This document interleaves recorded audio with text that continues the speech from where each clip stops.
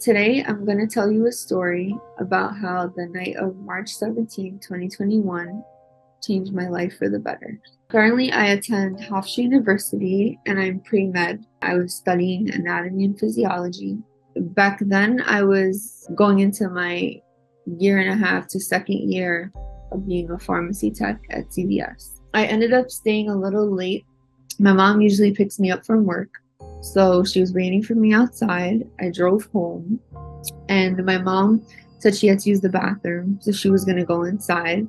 And I was like, okay, that's fine. I said I was going to lock the car and grab my stuff. So I'm closing the door, and in my peripheral vision, I see a man standing there like this, arms crossed, creeped out. Just something about him made me feel like death was like right in front of me or something. And as I'm walking down my driveway, I hear footsteps. I just felt he was really close, so I turned. I was angled and he was literally 1 foot away from me. Out of nowhere, he goes, I was like, what the F just happened? Okay, because he like ran away, and I was like, okay.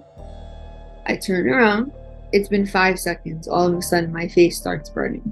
When he threw the acid, I screamed, which is what caused the acid to go down my throat. My esophagus got burnt. I have a scar in my esophagus. Thank God the ambulance got there when they did, though, because by the time I was in the bathtub and it had only been not even 5 minutes, I told my mom that I was having trouble breathing. If they did not get there with oxygen, I would have.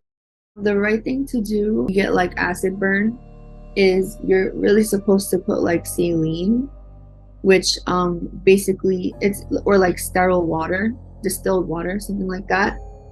That's like basically equivalent to your body's pH level.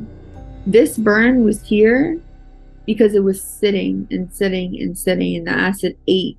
Nobody saw this burn and nobody saw this burn until I got into the ER. So the other paramedic couldn't even get an IV in because he was trying to start a morphine drip. So he couldn't get an IV in. So then he was like, you know what, forget that. He was like, I'm sorry, this is going to burn. I can't get the morphine in. But if I don't do this and I try to fuss with your vein, your face is just going to burn more. So I'm going to have to do this. So he poured the saline on me, like on my face, continuously a couple times. And it was just, it hurt so bad. It was like I was fainting and like I was blacking out. There were the burn doctors who were fighting to intubate me because they know that like if my esophagus got burned, it could close up my airway, which is what was happening. But the trauma doctor said if my esophagus got burnt, it would be worse if you put a plastic tube down. So then it was like, what do I do? Because they were giving me the option. And then my mother, who's an NP, comes in the room crying hysterically. And I'm just like, I can't do this. Like, I don't know what to do. On top of all of that, my contact was stuck to my eye. And the eye doctor literally had to take a tweezer, which they call a forceps, pick out my contact before they could wash off the acid. And then when he got my contact out, I realized that the light in the right-hand side of my eye looked yellow, and the ceiling lights on the left-hand side looked white. So I was in the hospital for about 3 weeks. I was allowed to shower, but it was like really weird for me because my face felt so dry all the time and hard. It was like, and then at the same time, they wanted me to scrub the burnt area out to get the dead skin out. I would say mentally, I was very confused. Back home, we know that like these kinds of things only happen when like you reject a man. So we were just like thinking this could either be an ex-boyfriend of mine or like maybe a friend of mine that was jealous. So then when it comes down to like friends, who do I call, right? It's like, who do I confide in? That was my biggest thing. While I was in the hospital, I got really close to my dad. Like we would spend nights walking around when I couldn't sleep. Watching Blacklist with my dad became our thing, and it became a really good coping mechanism to avoid thinking about my problems. Like I said, we love to avoid. But then I ended up having a therapist that wanted me to, do the complete opposite, face your fears. I also think that whoever did this to me wanted me to live in fear. So I refused to let them get the W because that's what they want. I'm not going to give it to you. The first thing I did, I kid you not, they wanted me to go through the front door. And the first time I saw it, I just cried. And then my dad was like, no, we're not going to cry. We fight. We're fighters.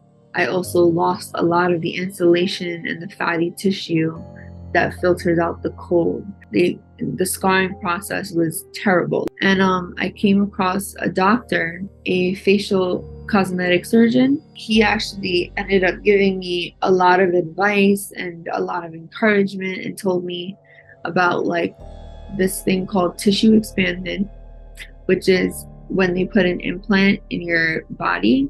That's beneficial because that's where they get the skin from in order to graft it on my face, as opposed to taking it from all over my body. The scarring happened so quickly that like my nose and the top lip attached to each other. And that's why I had to have surgery around my mouth to remove the connection, because they were afraid my gum was going to go into sepsis. I have to say a major thing for me was the supporters, like the GoFundMe. Like I met people through GoFundMe. I like read a lot of encouraging things that people said to me. I prayed a lot.